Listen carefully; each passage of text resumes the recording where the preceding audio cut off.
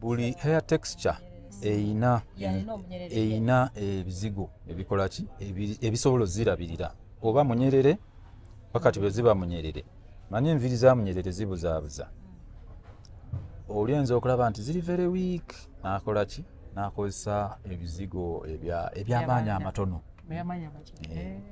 ebikola ki because of the weight and the moisture biyinza okukulaga nti enviri ziyidde naye ogenda ozinaazaamu nezikola ki neziddayo nezishrinkinga because it is enviri ezamunyerera ezimu zibeera teziba weak nezibeera eyo yeba texture yaazo so because it's this texture naye eba yeetaaga endabirira eyaayo yeetaaga engeri gy'ogi handling for example you don't use a lot of oils if you use a lot of oil it's going to be heavy it's going to bugenda kugwa kuli bw'oba ogenda okusiba enviiri ezo ng'ezamunyerere zo si zamunyerere nnyo if it can handle all that weight it's black very nice light light here baba chikola batya too light I can't even feel it on my head so kati olaba nti bakulondera lightweight extension so oyo abeera akimanyi nti enviri zono sigenda kuwa biri bikinki ebizitowa so that level of understanding nomanya ati enviri zino ziri bwe ziri kanzirondere the appropriate extension or the appropriate product relaxer the appropriate treatment program the appropriate sprays kuba kati oba togenda kusiigamu nnyo heavy oils you need light sprays or serums enviri zireme kukola ki zisigale nga zirina volume abekyangwe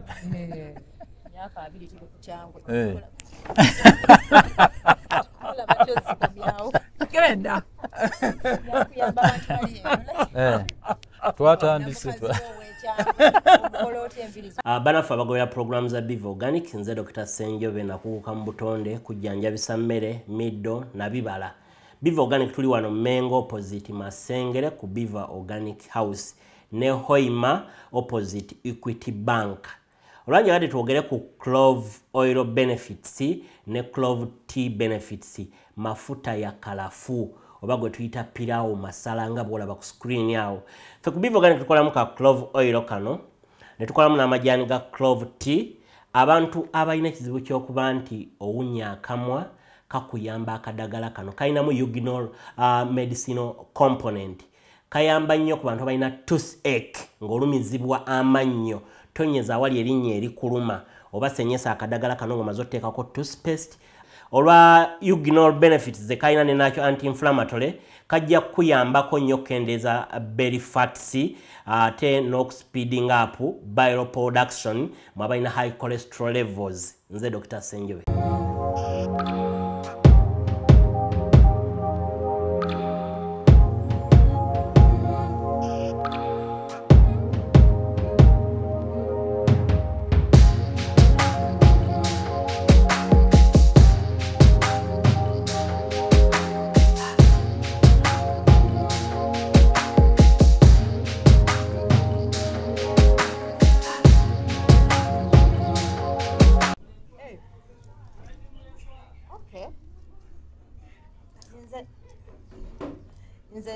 Nze next tuli balongo kati odd man out alieri can see black kati abennugu balieri kibaluma bambadde green babadde bafaati anyway green efaanana ne Biva Organics so bannange brought by Biva Organics twakubaza naba Airtel bannange if you're a subscriber to Airtel something good and something new balina Airtel Money Global Pay Card.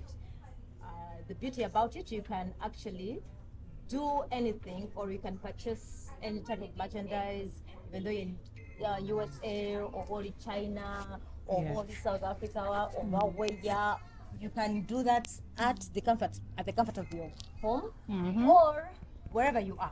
And then the man abagala okugula Netflix, oyagala okugula music, whatever it is you want to buy, Airtel has made it easy for you. So whether oliku or in an Android or in an iPhone, you can always purchase it, or you can download it from Play Store, or there's also Apple Store, right? That is Airtel Money Global Pay Card. You can try it out and you're going to love it. Katneba katikandie yonga njagala obukulu.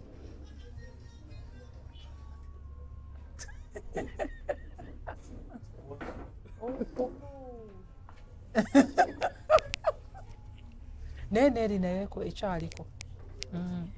Okay. Yeah. All right. Yeah, so that is Airtel for you. And like I said, I also want to say thank you to Viva Organics. Eranga basangi bawaliku Maswengere, right? Masengere. Wantawanya.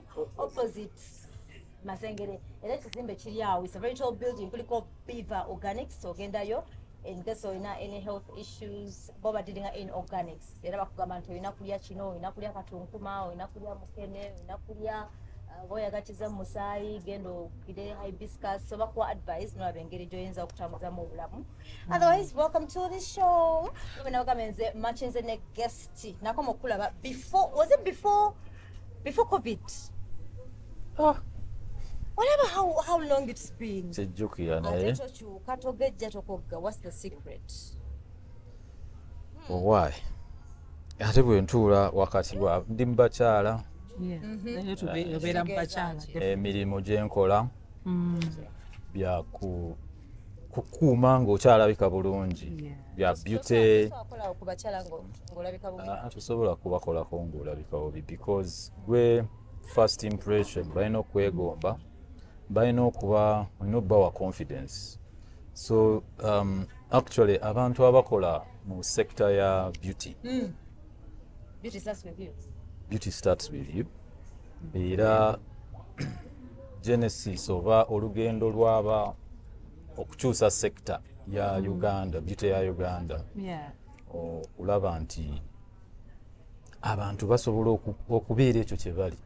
Ba hairdressers abasinga oba abantu abakola mu spas ogezaako okulaba nga bafaayo okulaba balabika bulungi beekolako bakuba makeup abaana ba makeup abo bekuba nnyo makeup wabula abasaaluuni abamu batuukako bakola nviiri naye nga ate nga bo naba tebeefaako enviiri ziri bwe ziti agenda okunaaza omuntu nga neeyira amazzi ebizigo n'abyesiiga enkwawa ziwunya bikugamba bakasitoma ne bibasobera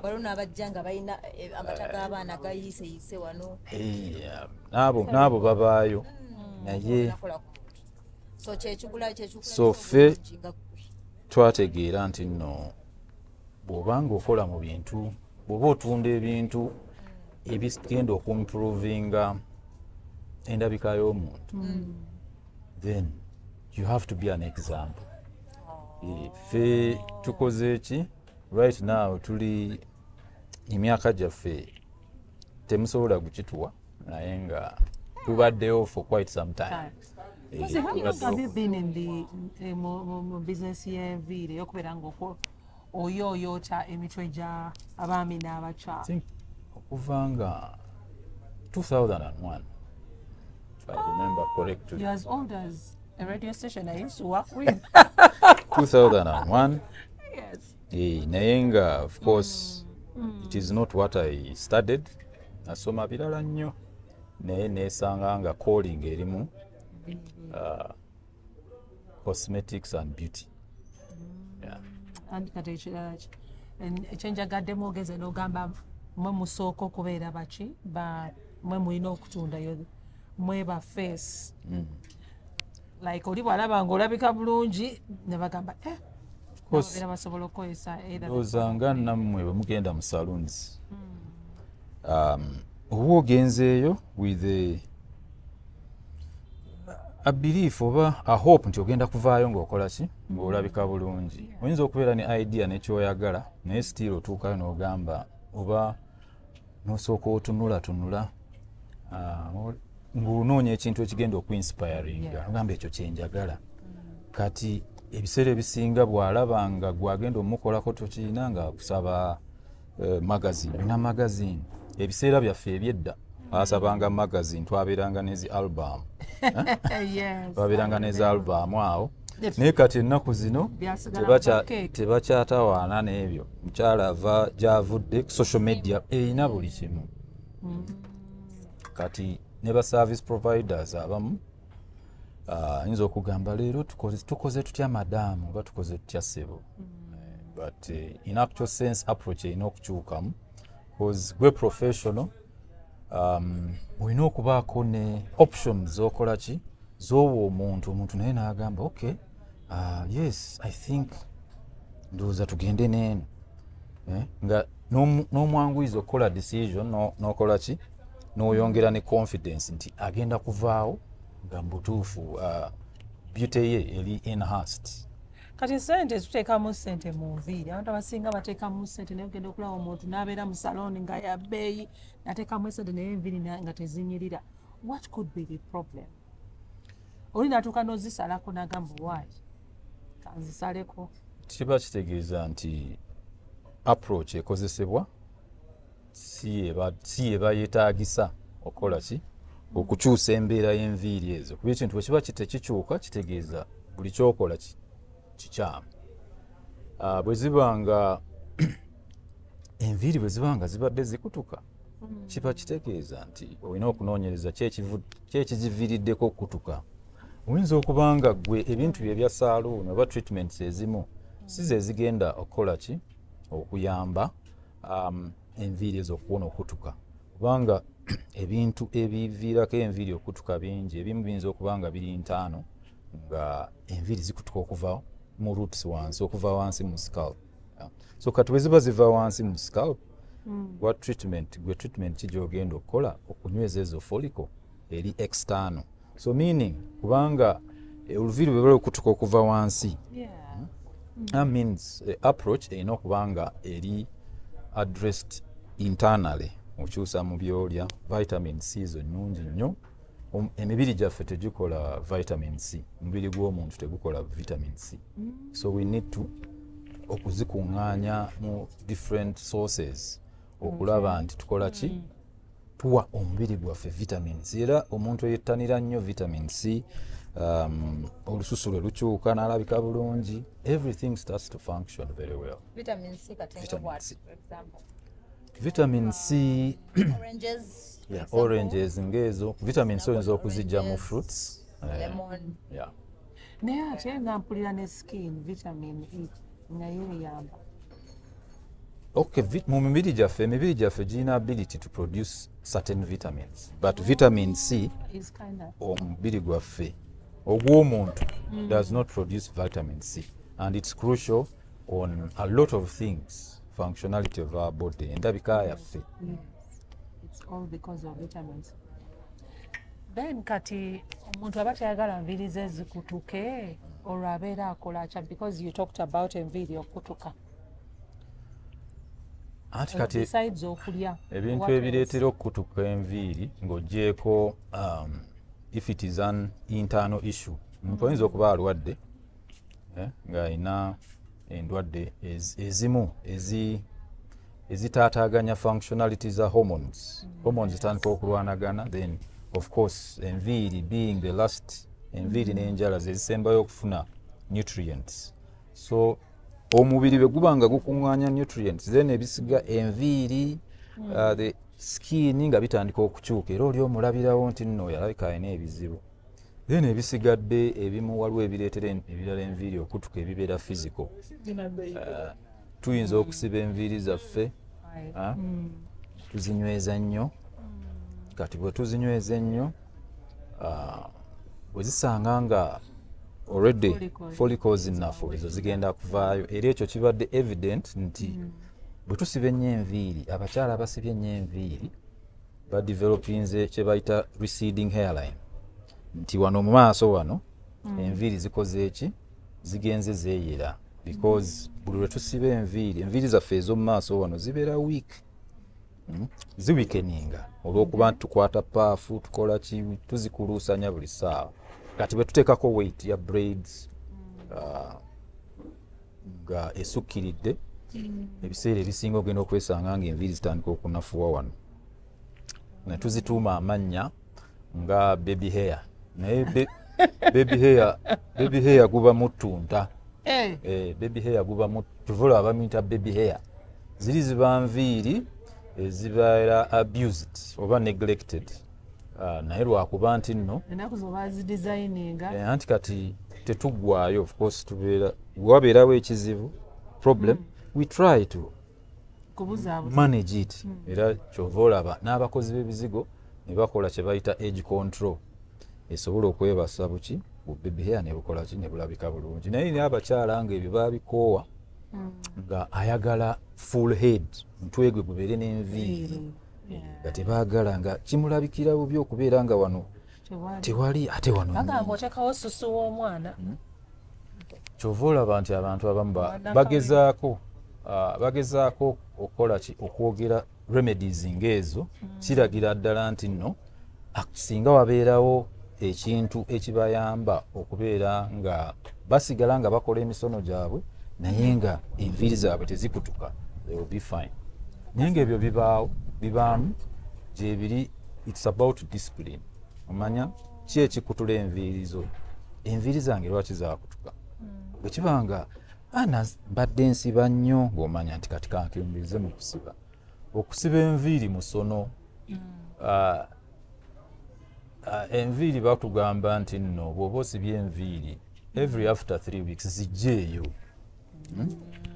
okole ki enviiri oziweemu ka break abazimazayo 3 months kyova olaba zikutuka netukola repair kyova olaba zikola ki nafu era naawe abakyala akugamba ti enviiri nze zantama si nti nno tazaagala enviiri ze naye olw'okuba tezikola kyakola ki buli lwezibeera wabweru zimutawaanya okusanyirira buli awo bukutuse ate amagezi bwe tugenda mu salooni amagezi ge tuwa abantu baffe because we are told when you do treatment obeera osobola ozisiba esigala kiri nti tetulina kusiba nviiri nnafu bw'obanga ogenda okusiba si kubi naye gwagenda okusiba sooka okole ki olabe enviiri zino zikutuka bwe ziba nga zikutuka ate lwaki oba okola ki ozisiba kubanga ne bwobanga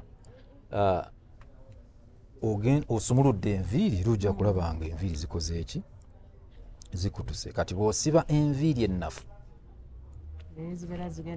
ate zigenda kubeera nga zigenda kweyongera kale edda nze nali manyi nga bwensiba ng'oluviiri lwange lukula nera nga ogenda nolaba wano nga lukuze naye te buno obwokungulu buno obwa wansi ne bukutuka enviiri ne bwoba tozisibye enviiri zikola ki zikula zikula. So Jackson, if I unplate after 3 weeks, am I supposed to give it a break? Can we break for like a week? Wangalo abasumula lero nasibira with that very day. By ability to say really even 2 weeks, even a week. We don't mind ability. But when bands after 3 weeks, am I supposed to give it a break? 1 week, 2 weeks, or it's okay when treating other than by the next day, or it depends on the hairstyle still. Siman. It depends on the condition of the hair. If I unplate and still need a banga this breakage up, then you do go so kokola treatment. Kola chiwalo treatment za proteins. Mumiyadi tujina bajita protein reconstructor. Okureconstructor kitegeeza okuzimba obujja to reconstruct. Kubanga okureconstructing oyinza okubeera nga olaba ekizimbe ekyo gamba ekizimbe ekyo let me reconstruct kubanga kyonoonese. So we have a treatment called protein reconstructor oba protein treatment erina obuvunaanyizibwa obuzza enviiri eziri mu mbeera ezo ezinafuye because of some of hairstyles ng'ezo. So ebintu byonna bikolebwa nti kubanga twetaaga treatment n'empumula ddi no kati bw'okola mu treatment kisinziira hairdresser wo akusiba ye bw'azikwatamu abaalaba enviiri zino nti zikutuka nnyo. Bw'okozesa focus treatments ng'ezo nti n'okolamu bwe ziba zibadde zikutuka nnyo n'ozinaaza n'ozitreatinga then you schedule an appointment gamba ojja kukomawo osibe after 4 days or so. kubanga kati eyo treatment eba emaze okuinfusinga then kuyingira kati client bw'abanga following up n'akozesa leave-in treatments okusigala nga enviiri ezo ingredients zataddemu eziziyamba okulekerawo okutuka because oluviiri lulina layers meka 3 bwe tuteekamu ezo treatments eza deep penetrating treatments ezo eziyingira mu luviiri okulurepairinga ziyingira ingredients ezo ziyingira mu cortex nga ziyita mu layer esooka gye bayita cuticle so bwe yeggula bweti during treatment awo nga tuli mu dry oba steamer cuticles zisigala zikoze eki zeggudde kati bwe tugenda dakiika ziweddeko ne tunaaza enviiri ne tunaazaako that excess treatment kati cuticles ne sigala nga ziri bare wabula zibeera open zibeera open so omugaso gwa leave-in abantu abasinga agamba nze bwe nkola deep penetrating treatment abasaloon ze bayita steaming ate leave-in mba nkola yaki ekigiyisa deep penetrating nti egenda kuyingira in the main body of the hair oba even in the follicle then leave-in conditioner why they are leave-in is that nti zikola ki omugaso gwazo is to protect the hair strand protect nezikuuma cuticles ezo nga zifunctioninga bulungi nezisiiringa cuticles ezo ziri ingredients zetutaddemu zireme kuvaamu nga tezinnaba kurepairinga nviiri ezo kyova olaba abantu abasinga kubanga bw'ogenda mu saloon noga enviiri zange zikutuka the expectation is nti bwe naakola treatment enviiri zange zigenda kulekeraawo immediately no it does not work like that so you do a deep penetrating treatment then you ensure that you seal the cuticle so that you give chance ezo ingredients eziyingidde zikole omulimu gwazo kati leave-in treatment eringa why it is leave-in enviiri zaffe all the time zibeera dry so actually leave-ins are supposed to be used on a daily basis era gwe nga nannyini nviiri you have to have a leave-in treatment ku shower table yaawo ng'oteekamu buli lunaku. It applies also natural hair as well? Yes, it does. There are different kinds of leave-ins for different kinds of hair. Because kati natural hair, why leave-ins are important is that bw'oba oyagala okumanaginga natural hair obulungi nga oyisaamu ekisanyirizo, definitely you have to condition it on a daily. Kati tosobola kukozesa ate deep conditioner gy'onookola ki gy'onoonaabamu. You don't have time. That is why you need a leave-in conditioner. Eringa lotion. It is a lotion for the hair. Okuluza muki mu lulimi olwange. Omubiri nga gwe guyina lotion. Nti you apply it on a daily.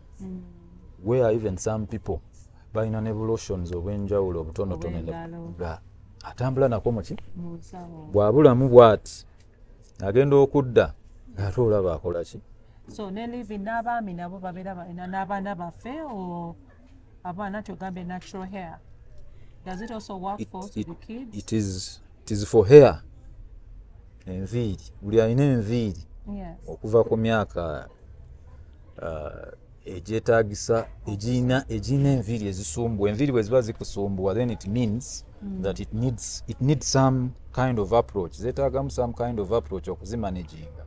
Biki ebimanaging enviiri nti there are certain products. Ate omwana wange muto waliwo ebizigo ebyabaki eby'abaana abato. Everything is available. Kati wana Swahili. Swahili. When you look at Siva, this is my baby hair, for example. I think you've seen those hairstyles, eh? Ngolinga kozeka fringe. Never kusiba okuva wano. Never kusika ne face, you know, ne collaborate like no jabot. So those be Swahili. Is that healthy? Of course, it's not healthy. Apart from the breakage and stuff, like, how would you like kubanga babikola nnyo convolves? Of course, kati mu sector ya y'enviiri right now ya Uganda tulina ba service providers ba mirundi ng'ebiri oba esatu tulina ba stylists. Yes. In styling, oli akustyling enviiri osobola okukola ki? Onyume. It does not matter the repercussions later to the hair. I know. That night you've been crying. Some of us cry. Kati awe ba stylist, and it is the bulk of the what? Of most of the service providers between them sector nti. Ate nabo tobanenya sibanenya nnyo because demands z'aba customer right now balinga enviiri abazivaako. Tiayagala nze akantu kange njagala kanyirire bulungi. Gwe bw'omugamba nti muna enviiri zikoze zikutuka biki. Naye ng'agenda awalala naye kati kino ba hairdresser be bataakola ki bataagire kuba enviiri gwe mulimu. Enviiri bwe zinaggwa ku mutwe ate munaaleegazaani. Munaaleegazaani. So newankubadde nti saloons ne ba hairdresser oba ba hairstylist bafuna okusoomozebwa naye kibakakatako okukuuma enviiri z'abaki z'abantu baabwe kuba gwe mulimu bw'onooba nga bakasitoma tebalina nviiri then emirimu gigenda kukola gigenda kukendeera. Kati nekireeta kategori ey'okubiri nti mulimu eri esoose yaba hairstylist then ey'okubiri yaba hairdresser. Hairdressing is about dressing their hair. Be bafa ku nviiri. Enviiri ziri healthy. Era oyo hairdresser actually yasobola n'okugamba enviiri ejja kukola ki? Ejja kukutula enviiri. Ne bw'insistinga otya takukolako. Takukola kuba yaba amanyi tayagala kwonoona ayagala akole ki? Akukolera ekituufu. Eventually bw'olaba nga enviiri oziina zikuze bulungi zifiiringa bulungi naawe kennyini zikola ki? Zikweyagaza. Zikolera ne market nga gwe hairdresser. Naye n'oyo customer oba omuntu yenna enviiri ze bwe ziba nga zimweyagaza era naye agamba bannange I love my hairdresser nze ngenda wano biki. Abakyala kyemmanyi ffe bwe twakoleranga enviiri edda mu myaka gyaffe ejja before enviiri z'abakyala zaali zikoma eno nga tukuza enviiri. Ngira tulinamu abakola enviiri nga tulina abaspecializing mu hairdressing nga be bangi. Ebyo ebyokusiba edda byabanga bitono nnyo. Abantu bayagalanga nnyo enviiri. Kati byagenda bikyuka tongs ne zijja aba Rihanna hairstyles ezo zezatusanga mu nviiri ne zitandika nga zikyusa hairstyles. Enviiri zitandika okuyimpawa. Kati awo bwe zayimpawaawo abantu ne batandika because tongs twakozesanga tongs that is heat. Ate bw'okozesa heat kitegeeza you need to protect, you need to infuse moisture in the hair. Olina okuteekamu a lot of moisture. Ezo tongs zirina ezo stove ze twakozesanga zaali unregulated. Ng'oyinza okuteeka tong ku nviiri z'omukazi ne zisirira. So imagine nti nno zaasirirangawo but ne bwe ziba nga tezaasiridde ng'ozikozeeko ne zinyirira. Eventually enviiri z'omukazi enviiri z'abakyala ne zitandika okukola ki? Okunafuwa. Kati nze kanzire ku kya I don't know whether you read about human bino enviiri ze bateekako eza artificial bateekako fiisi ezo nera ne bagamba nti zirwaza ne kansa. Mbadde njagala kubuuza ku nsonga dirwe nina okuteekamu that human hair wemba ntandike batata doddo gobimanyi human naida bino abantu bebasiba ne babeera n'obuviiri nga bukomera extensions weave and what waliwo extensions weaves wigs ati ndimu extensions ne weave. Waliwo lwe wagamba ku radio nti waliwo omusana bwe gubeera omungi siba kino bwe zibeera bwe ziti zireke waliwo lwe tulina okuprotecting enviiri zaffe. So I wanted you to throw some more light on that. Anti kati ogenze onootandikira mu kansa n'ogamba ate nodda nti nno kati nzisiba ddidirwe nina okusiba extensions ezire. Because it is to do with extensions and causing cancer. That's what I saw on Instagram. I don't know how far true that is. Naffe tusoma bisome nti nga bwe mubisoma on social media naffe tubisanga okwo ku social media. However, research zigenda mu maaso to justify that claim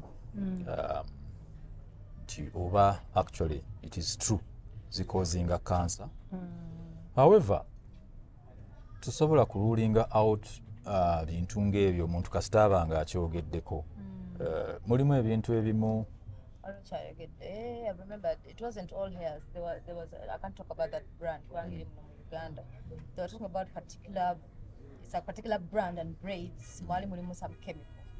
Yeah, some chemical in those braids. Be careful. So they're still researching, true, but it was about synthetic, not human. Why humans by humans? Synthetic. So I think I saw it. It's a brand here. That's why I joke it up.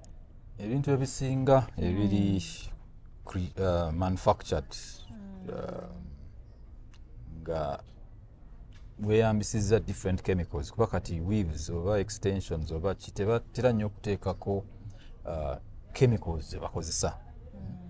So you cannot tell, tosobola kumanya for sure nti it is this kind of compound kuba bw'oba ogiraba bw'oba ogisomye nga bw'olaba ku zino chemicals n'osoma ingredients eziriko naye n'ogamba naye no ingredient it has a problem.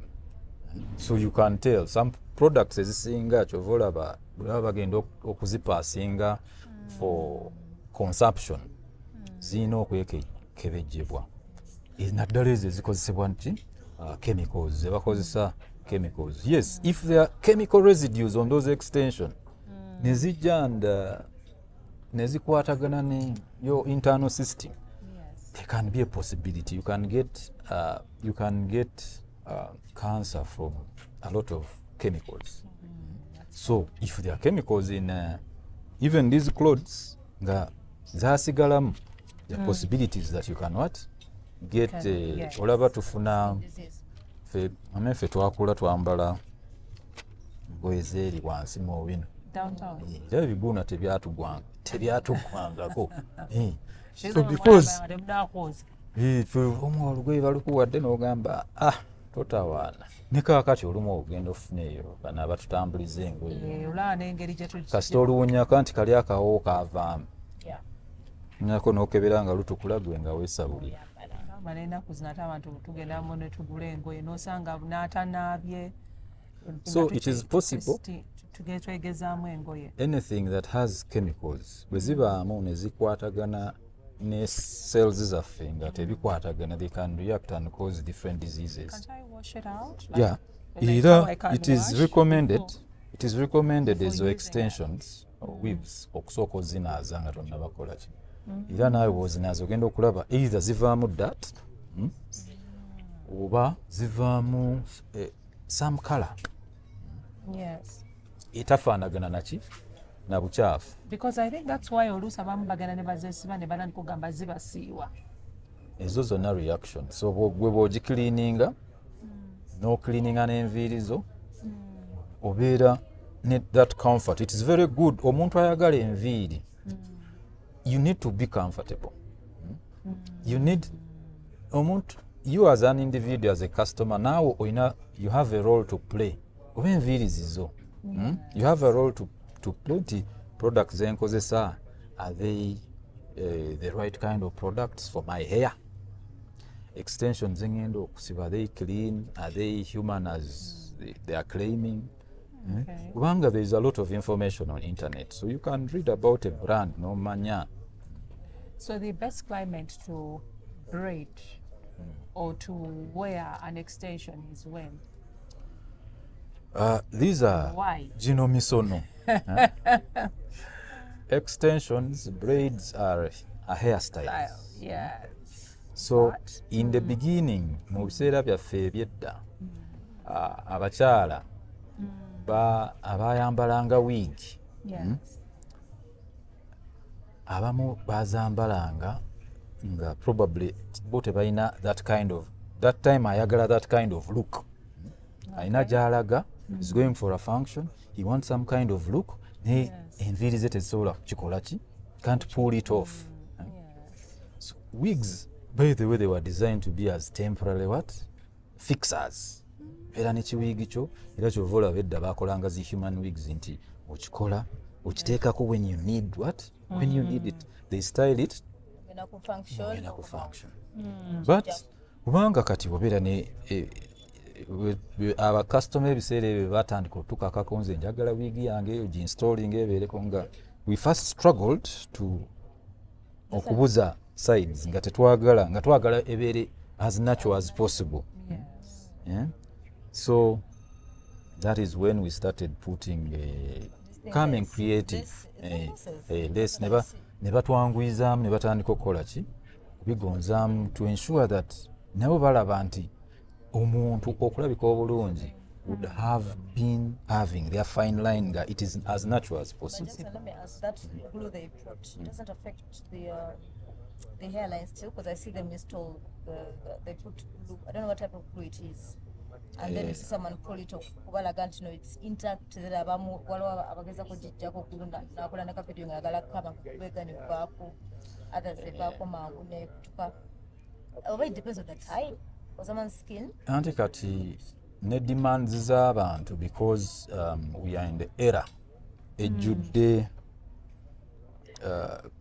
ejjudde people were demanding those kinds of looks. Ate ng'ayagala kirweyo. So even aba manufacturing ebintu bino nabo bakola provision nti agulwo. So they stop caring about your hair. Kyovula enviiri zikola ki? So okimbuuza nti enviiri zikutuka naye nga era zikutuka ki? Zikutuka. Ku hairline. Kubanga kati mulimu glue nga takwata ku skin. Kati olaba skin eno nti eyo gundi bwe okulwako it at least has to have a what? Waliwo kwekwata kweholdinga. Kati most people beyambisa ki? Enviiri ezo. Abamu tebaba na remover because everything requires bwebanga it is so corrosive like that. We know so kanokola ki noteekako remover na disintegrating amaanyi gayo glue nesobola okudissolvinga obulungi nevaako. So abakola glue buli abakola glue babeera ne kebayita ka remover nti kokola ki kwoteekako but any oil esobola okukakkanya amaanyi g'oyo glue n'akola ki n'aseerera bulungi okuva ku nviiri no minimizing a breakage. So we go back to the weather. Which weather affects the hair? You know, you shared it with me at one time. All weathers affect hair. Kati enviiri zaffe ziteteawukana nnyo na mubiri guno. Empewo bwekufuuwa you can notice nti empewo nyingi. Nofuna olutiko. Empewo enviiri if it is so windy it loses a lot of what? Moisture. Empewo eziyitamu ezifuuwa zikola ki? Ate empewo in our kind of environment empewo erimu enfuufu kyova olaba wanaabye eggulo nonaaba leero enkeera ate olaba gamba ttaka nalijjeewa ne bobeera mu AC. So our environment erina a lot of activity. So all weathers affect hair. Then there was a time they talked about also the sun. Kati sun has what they call those UV rays that also have the ability of bleaching enviiri ne zimyuka. Kati ate because of ntinno ebbugumu era bw'olaba nti ebbugumu lingi no skin ye kulaga nti wa ebbugumu nga lingi n'otandika okutuyana. So nayo enviiri nga ebbugumu eribeera eringi ova olaba bwe tuba tukola treatment customer tumuteeka mu ki dryer nga tumutaddeko ka shower cap we kati so that heat opens up the hair the cuticles treatment esobola okukola ki okuyingira.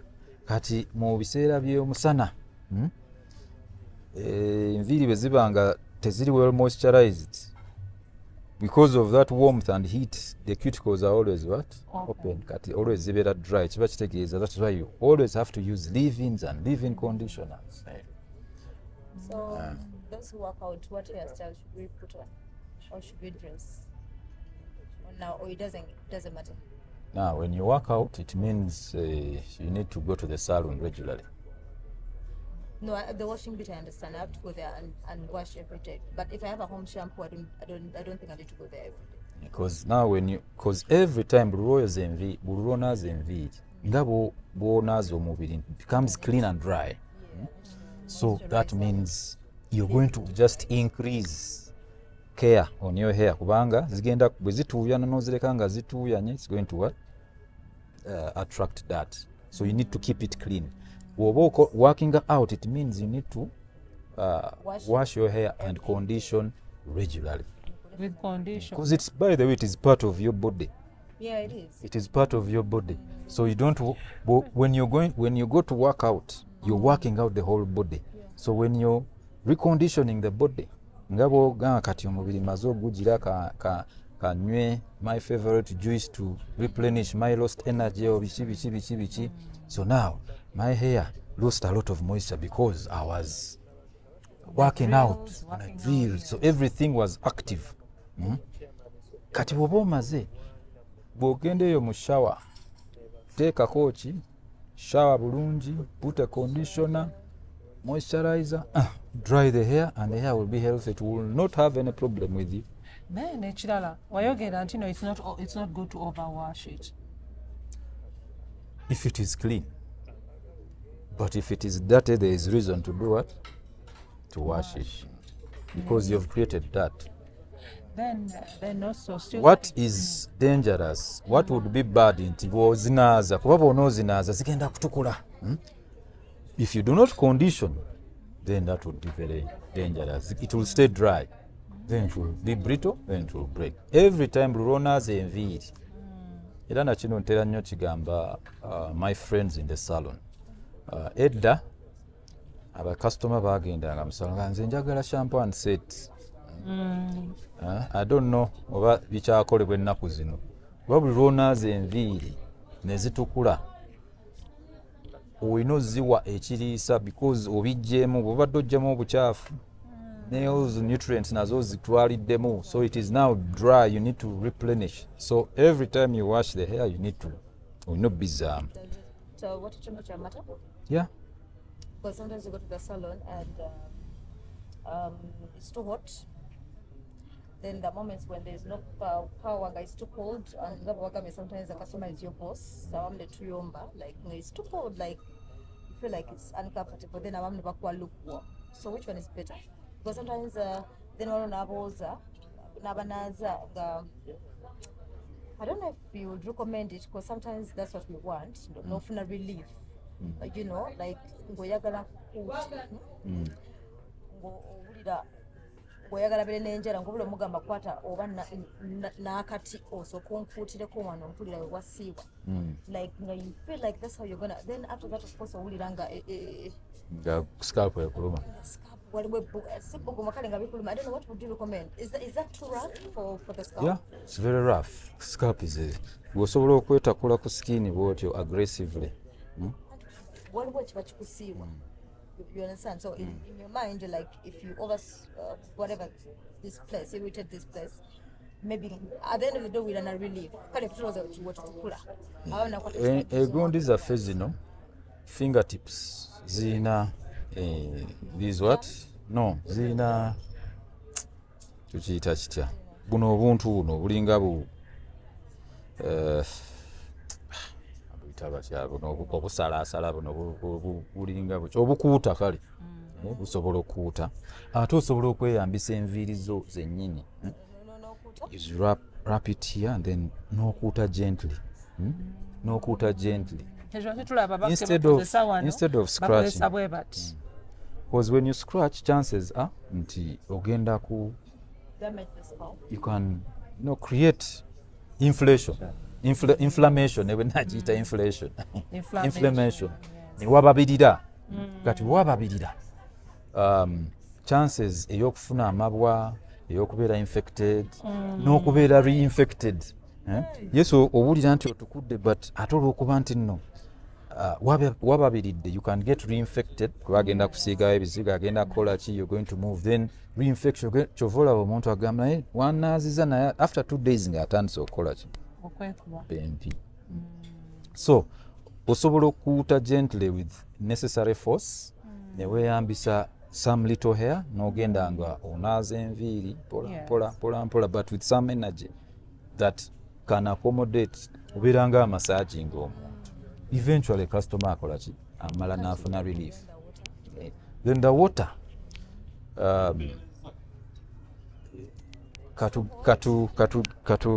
kankwa example kuba enviiri zaffe zibeera ne oils and that if we have eaten a meal that has oils when we use cold water we tend to take longer we use a lot of water. Ebiseera ebisinga ne sowaani olaba abantu abayonja ajja n'akeberako n'alaba nga awulira essowaani ekola ki oba ekikopo kiseerera. So there are chances that cold water takes long to remove the oils and that. Naye bw'oyiwako amazzi agabuguma the hair opens up and what and that lifts up quickly. So oli bw'aba waliwo kyewagambye nti however temperature has to be controlled. It has to be controlled by whoever is there. Ate nga bwakubuuza is this okay oba mulimu abamu nga lukewarm is actually very it's okay nga ate abamu nga lukewarm is actually very cold ajja kuba enduulu. So you ogenda okolaga you communicate with your customer and then you measure the right temperature because ye bwakugamba that is okay, that means it is even okay for each and everything, even enviiri ze omubiri gwe gagenda okukola ki. Then ekirala now the daily washing at home ey'enviiri does soap really matter? Soap nsobola okukozesa sabbuuni ndaba abantu abakozesa sabbuuni w'okwoza abalala bakozesa wakunaaba n'amuyisa mu mutwe jwi. Of course agenda kuzinaaza era sabbuuni akola anaaza n'ayoza n'atukuza. So tetwetaaga shampoo. Naye for the shampoo I mean for the hair era nga bw'onaaba ne sabbuuni wo ng'okozesa shampoo I mean sabbuuni ow'ekitole oba ono ali ow'okunaaba you'll find that you're perfectly clean but the skin is what? Still dry. Yes, it is dry. But if you use shower gels, you feel there's a way you feel clean, soft. Yes. Simanyoba. No, it you is use true. It is true. Like obera to see you say compare to obera otukudde naye ate nga tokoze eki tosiiwuse, meaning that akunaazizza omubiri n'agumoisturizinga. So even with our hair bwe tukozesa sabbuuni owa bulijjo sabbuuni owa bulijjo azinaaza ne zitukula but it leaves the hair very dry. Kyova olaba us men abanaaba enviiri buli lunaku naddala abalina enviiri ennyingi nti enviiri zaffe zibeera zikaluba nnyo kuba tukozesa sabbuuni wa bulijjo. However abo abakozesa shampoo nolaba nga ekiviiri kye kigenda eventually kitandika okubeera nga kiri soft tekimyuse kala kuba oli sabbuuni alimu alkaline. Alkaline amyusa enviiri amyusa enviiri eventually zitandika okukyusa kala nezibeera lwa brown. But if you're using shampoo, because shampoo abeera moisturizing agents, you can enjoy your hair. N'ebirevu byetaaga shampoo. Even beards. Naye ekirala kyembuuza bano baba babeera bubise ndaba egg shampoo, avocado shampoo, shampoo abo tebatubba bo? Tebababba. Okuggyako nga babyogera naye nga ezo ingredients teziriimu naye nga in actual sense those are some of the ingredients ze bakozesa okukola moisturizing oba conditioning shampoo for dry hair. Mulimu kati natural hair zeetaaga shampoo nga taliimu ingredient gye bayita sulfate.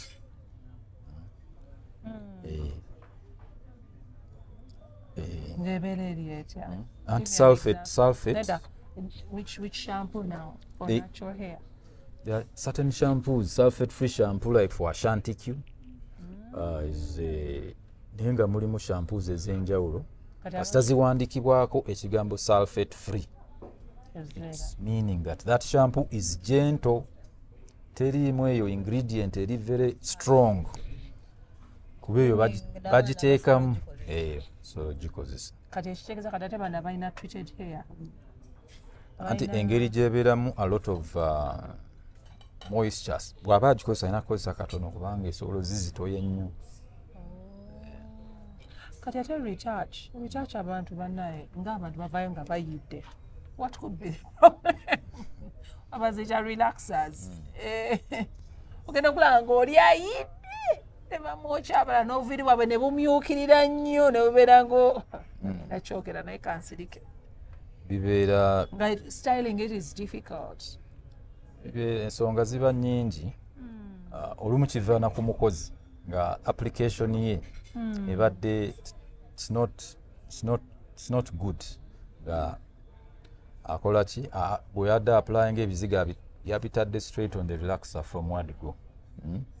Abamu tebagezaako kufaayo sensitivity y'omuntu because some scalps are sensitive, others are resistant nti ebizigo birwawo bookya. Abamu they do not base the scalp. Yes. When they don't base the scalp ebizigo byonna byokya ebe kit wabula just ebimu birwawo. Oba abamu actually bali extremely resistant nti nno balwawo okuwulira ebizigo, abamu tebabiwulira na biwulira, naye kitegeeza nti tebikola ki tebyokya. ne bwebanga tebikwokya bwe bisigala ku scalp bwe birwa ku scalp for a very long time wadde tobiwulira biba byo bikola damage. Era most products, actually all products zibeerako ebiseera time nti after this time you should do what? Olina okuba nga obinaazaamu. Enviiri zirina okuba nga ziyidde. If your application process is what? Is good. So application yaba hairdresser olumu naye esobola okuviirako ebizigo okwokya ba customer. Wrong choice of strength of the chemical. Kuba chemical zirina different strength. Mulimu ezirina regular, mulimu endala zirina ki? Super. Mulimu n'endala ziri extremely light obw'abaana abato. Super yewakaweke. Super Wakaweke. yewenviiri eziri resistant ezirwawo okujja. Ako kati edodo alina munyerere so dodo ye wa regular. Kisinziira kubanga enviiri Like for a long time. Well, now I have natural still. That's what I was asking about natural. So just this is just what kings semen I want take up, but it's natural hair. So they cut off my dreads. Ziriya yewaka. buli hair texture eyina ebizigo ebikola ki ebisobola zirabirira oba munyerere wakati bwe ziba munyerere. Manyi enviiri za munyerere zibuzaabuza. Olyenza okulaba nti ziri very weak n'akola ki n'akozesa ebizigo eby'amaanyi amatono ebikola ki because of the weight and the moisture biyinza okukulaga nti enviiri ziyidde naye ogenda ozinaazaamu nezikola ki neziddayo nezishrinkinga because it is enviiri ezamunyerera ezimu zibeera teziba weak nezibeera eyo yeba texture yaazo so because it's this texture naye eba yeetaaga endabirira eyaayo yeetaaga engeri gy'ogihandling. For example, you don't use a lot of oils. If you use a lot of oil, it's going to be heavy. It's going to bugenda kugwa kuli. Bw'oba ogenda okusiba enviiri ezo ng'ezaamunyerere zo si zaamunyerere nnyo. If it can handle all that weight. It's black, very nice. Light. Light hair, baba chikola batya. It's too light, I can't even feel it on my head. So kati olaba nti baakulondera lightweight extension. So oyo abeera akimanyi nti enviiri zoono sigenda kuwa biri bikinki ebizitowa. So that level of understanding nomanya ate enviiri zino ziri bwe ziri kanzirondere the appropriate extension or the appropriate product relaxer, the appropriate treatment program, the appropriate sprays. Kuba kati oba togenda kusiigamu nnyo heavy oils, you need light sprays or serums. Enviiri zireme kukola ki zisigale nga zirina volume. Abekyangwe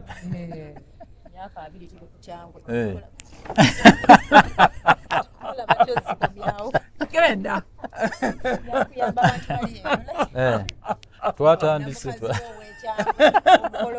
ayina kuzira katuteekamu netinti banna nno kati nno bayina tususse tuli bangi. ekyangwe is a hairstyle. But again, these days, tint like it's a trend. People are overdoing tint and then short hair and then changwe is like every week. Is it advisable? Or it depends still on the texture. No, kati it depends. Tint kika kigwokozesa ogambye on a weekly basis. Oh, yeah, weekly. And then color after every no, sikola kati nakenda.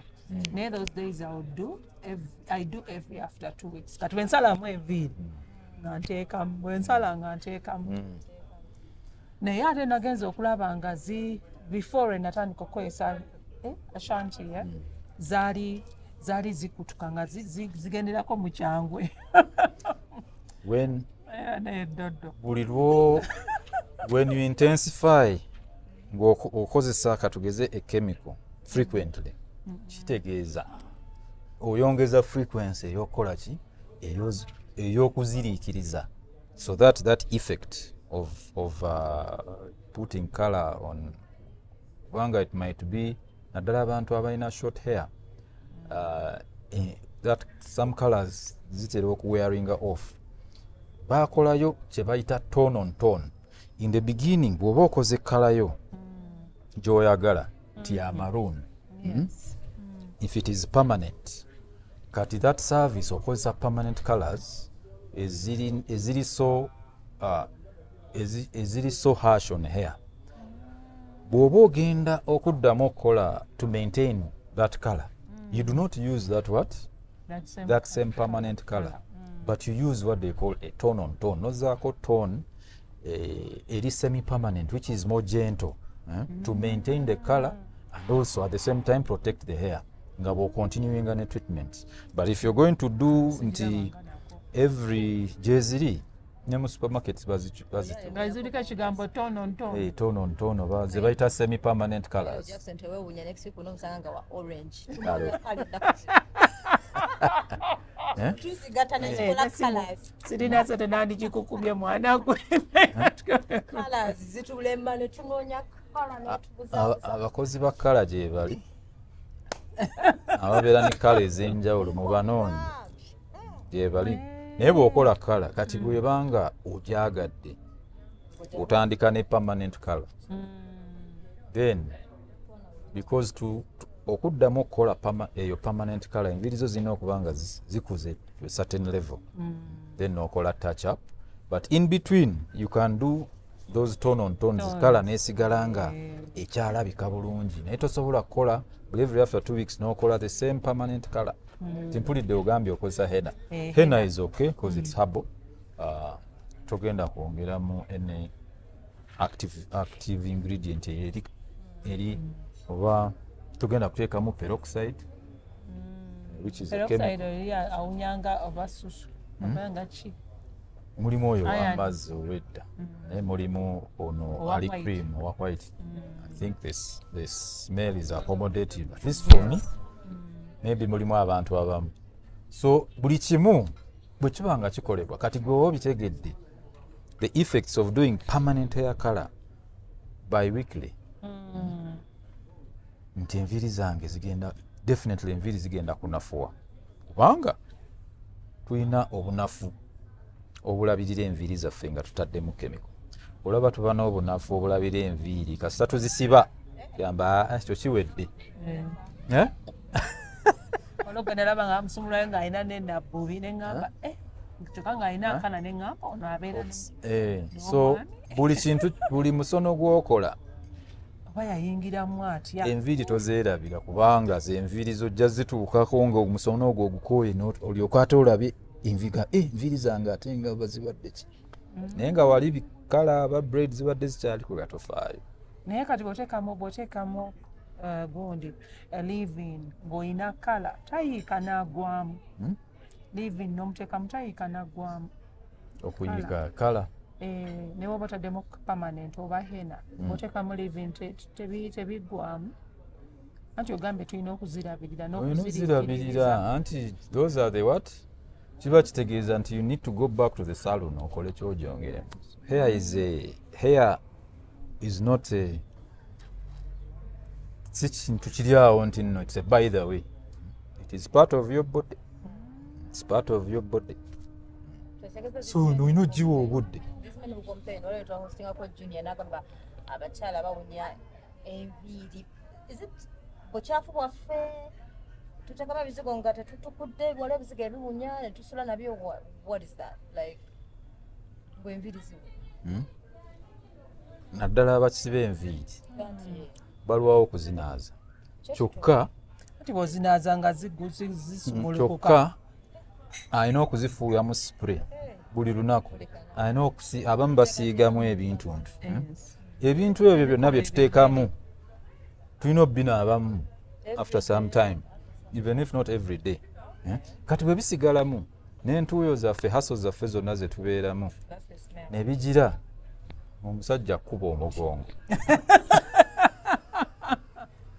paxi nomala okuba omugongo lwa nviiri kati oyo yakaana luli n'abaga enviiri ziwunya kituufu abamu bakola ki bw'osiba enviiri tekitegeeza nti nno tozikola ki aye enaku zo abantu bali wamu ne perfume naziwamu perfume kati oli afuuwamu ka perfume enviiri zireme kukola ki naye ate n'atayoza so right kati buli lwokola ki buli lwosiba enviiri tekitegeeza nti nno tozinaabamu zinaabemu bw'oba olaba nti omubiri gwo the rest of your body needs cleaning this part is not your body, part of your body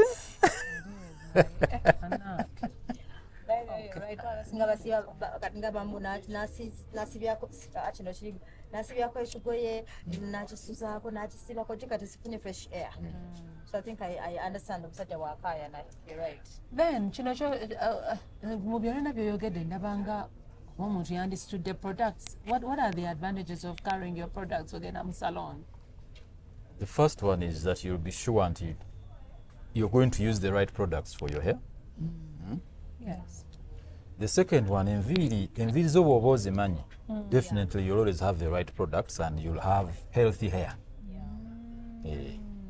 then probably abamu when you go with your products they charge you less so you save so we say what's your final word munange gundi andi bubi wali my final words mwebale nnyo okunhostinga sanyuse nnyo bannange mwina okukavaringa enviiri sauna okwebaka akagundi kali multipurpose ogenda wanga mwina omutwe mutindi ddala wamba katini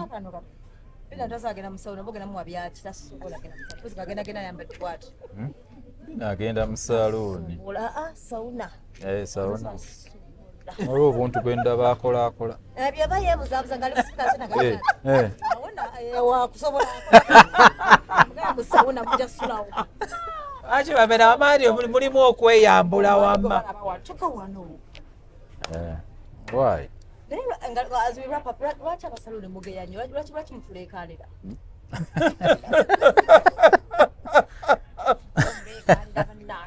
wano teyadde complaininga mbeeramu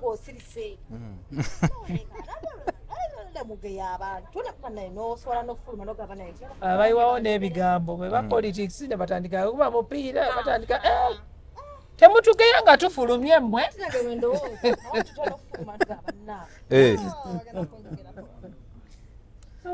nga buli kimu ekibeera lwakuba nti bagamba saloons mubaamu okugeya abantu ba saloon bali very open bali free bali very free. No, they are just free souls. Bakuba nti maybe freedom bagimanaginga abamu kati mulimu saloons ezimu zitwala obudde okumanya ekika kya customer ayingidde mu ki salooni yaabwe. Mbaamu abamu ng'atandikirawo akunyumiza emboozi nalinga wa boda n'ababooda era nabo mulimu booda gy'otuulako atakufaako. Mbaamu abamu n'akutandikirawo, mbaamu abamu n'ogezaako mubuuza nga takunyega omusika. So ne mwemanya kati ne mu saloon mulimu saloons ezimu nga kye bayita know your customer nga bagezaako okumanya nti customer abaffe bali bwe bati, so ne basetinga environment nga yeeyo eri conducive. Kati ne mubaamu ate munnange ne bakasitoma bennyini ng'ate ebyo bye baagala nga bwe baagala ebyo. Saloon etali mu lwali teba na vibe. Naye otherwise kiba kirungi nnyo whichever environment eri mu saloon mulina okubanga you have the right customers abafitingamu environment. Aba saloon balina obuvunaanyizibwa to create that kind of environment oba to create an identity. Oyinza okugamba nze saloon yange yo ya Lugambo, bw'oba gwe toyagala Lugambo and you market it and position it like that. And you surprisingly you'll get I remember twalina a salon like that nga abantu bajagala nnyo. People used to go there, sit and talk nga abantu babakolako. Even on series zino zetulaba ezikwatagana ku nviiri nga bw'olaba Chicagolicious aba America, they talk. They talk. But they create an environment nga they get the kind of people that appreciate environments ezo. Omuntu bw'abanga olabye nga ebintu by'oliko by'ojja tabyagala, why do you continue? You stop. And then kisembayo bagambe akamwa ababawunya akamwa kati they should either keep quiet. Omulimu gwa saloon, omulimu gwa buyonjo era gutandikira ku gwe nga gwe. Olina okwefaako, olina okuva ewaka because you're going to talk, genda kwogera. Kati laba bw'oyogera ogezaako convincing customer n'awulira something ekikola kimutaninga off. It can be anything. It can be your breath, it can be engeri gy'oyambaddemu, it can be engeri gye weeconductinzeemu. So kyova olaba most saloons, professional saloons zibeera na uniform nga tezigenda kwesiga ngoye zo. Endala edda we twakoleranga mu Sheraton nga tulina shower sooka kunaaba. Sooka kunaaba teri ebyo. Genda onaabe oteekamu uniform, waliwo different colognes ezo abatalina abatayasobolanga, so that when you're working jukira when you're working on someone customer tagenda kola ki. At Sheraton those days myaka gyaffe egya before, those are the dignitaries twakolangako. Kati omugire ayinza n'okukuba essasi.